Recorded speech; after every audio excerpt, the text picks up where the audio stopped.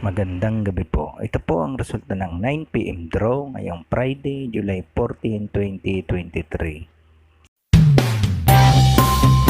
Ito po ang resulta ng 2D Lotto 19, 16 in exact order.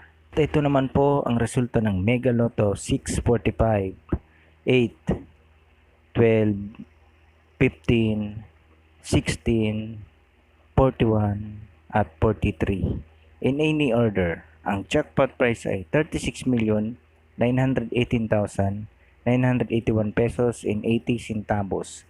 Wala po tayong jackpot winners sa Mega Lotto 645.